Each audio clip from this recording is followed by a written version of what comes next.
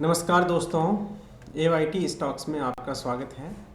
आज हम एक नए वीडियो की शुरुआत करेंगे और इस वीडियो में हम सीखने की कोशिश करेंगे कि किस प्रकार से एनालिसिस किया जाता है किसी स्टॉक का।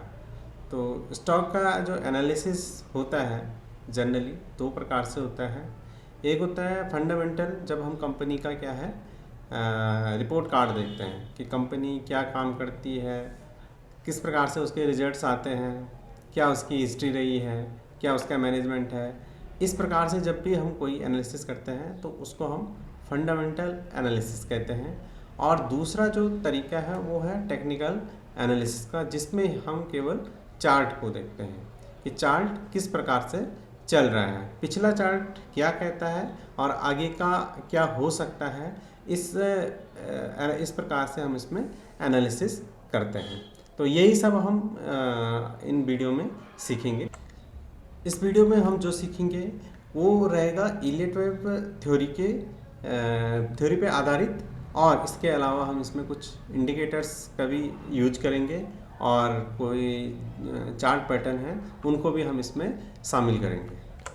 तो दोस्तों, हम सबसे पहले जानेंगे कि इलियट वेब जो है वो कॉन्सेप्ट है क्या, किस प्रकार से ये काम करता है। तो दोस्तों, इलियट वेब थ्योरी को एक RN इलियट हुए हैं जिन्होंने 1923 में इस थ्योरी को विकसित किया है।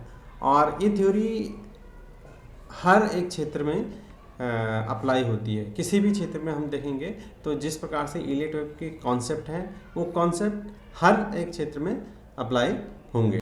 तो दोस्तों, जिस तरीके से हम देखते हैं कि किसी भी इंसान के या किसी भी चीज़ के क्या है अलग अलग फेज आते हैं लाइफ में। किसी भी चीज़ को देखेंगे, आप इंसान को देखेंगे तो इंसान की लाइफ में भी अलग अलग फेज आते हैं। कभी इंसान जो है प्रगति करता है, ग्रोथ करता है, फिर कभी डाउन ट्रेंड उसका शुरू होता है, फिर कभी ऐसा टाइम आता है कि वो बहुत ज़्यादा अपना क्या है ग्रोथ की स्टेज में रहता है, फिर ऐसा टाइम आता है कि वो डाउन हो जाता है, और फिर एक टाइम ऐसा भी आता है कि जब इतना डाउन होता है कि जहाँ से वो रिकवर नहीं कर पाएगा और वो एक एंडिंग की स्टेज में भी चला जाता है। तो ये सारे के सारे कॉन्सेप्ट क्या है इलियट वेब थ्योरी के अंतर्गत आते हैं। तो यही कॉन्सेप्ट हमने इसमें सीखना है।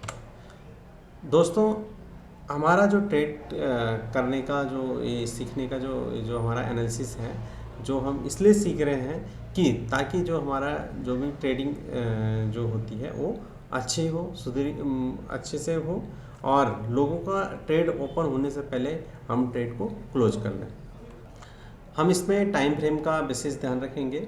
टाइम फ्रेम इलियट वेब में कोई सा भी चल सकता है, किसी भी तरह, लेकिन हमारा नज़रिया हमें अपना पता होना चाहिए। अगर हमारा लॉन्ग टर्म का नज़रिया है तो हमें क्या है टाइम फ्रेम को बढ़ाना पड़ेगा। और अगर हम शॉर्ट टाइम फ्रेम में चलते हैं, शॉर्ट हमारा क्या है वे है देखने का, तो हम उसे छोटे टाइम फ्रेम में किसी भी स्टॉक का हमें एनालिसिस करना होता है। तो दोस्तों, जैसे कि आप लोगों को पता है कि हमारा जो इक्विटी टाइम फ्रेम है मार्केट का वो 9:15 से 3:30 बजे का है। इस चीज़ का भी हम ध्यान रखेंगे कि किस प्रकार से हम टाइम फ्रेम को सिलेक्ट करते हैं, क्योंकि टाइम फ्रेम जो है वो जो सेलेक्ट होता है वो हमारे जो वर्किंग आवर्स जो मार्केट के होते हैं उस पर डिपेंड करेगा। उस प्रकार से हम कैंडल को सिलेक्ट करेंगे। ऐसा नहीं कि हम कोई सी भी कैंडल किसी भी टाइम फ्रेम की हम सिलेक्ट कर दें। तो जो भी एनालिसिस करने का तरीका होगा ये ज़रूर हम इसमें देखेंगे। किसी भी मार्केट में, फॉरेक्स मार्केट हो, कमोडिटी मार्केट हो या अपनी इक्विटी मार्केट हो, इसमें हम टाइम को ज़रूर देखेंगे किस टाइम पे मार्केट खुल रहा है, किस टाइम पे मार्केट बंद हो रहा है। तो हम आज एक जो इलियट वेब थ्योरी का है वो हम एक बेसिक जो होता है किस प्रकार से ये काम करता है हम इसको देखने की कोशिश करेंगे। इलियट वेब सिंपल क्या है, एक वेब्स हैं जो एक वेब्स की तरह चलती हैं और अपने रिट्रेसमेंट करती हैं। तो जनरली ये ट्रेंड में चलता है। जो हमारा जो कोई भी स्टॉक है वो ट्रेंड में होता है, और जब उसकी करेक्शन आती है तो अगेंस्ट द ट्रेंड आती है। तो हम देखते हैं कि जो वेब्स होती हैं वो इस प्रकार से हम किसी भी स्टॉक में देखते हैं, ऐसे चलती हैं, फिर ये कुछ इस तरीके से नीचे आता है। तो यही है, इसी चीज़ को हमें सीखना होता है। ये कैसे काम करता है ये सब आता है इलियट वेब के अंदर, कि ये वेब क्या है, ये क्या है, ये क्या है, ये क्या है, इसको हम क्या बोलेंगे, इसको क्या बोलेंगे।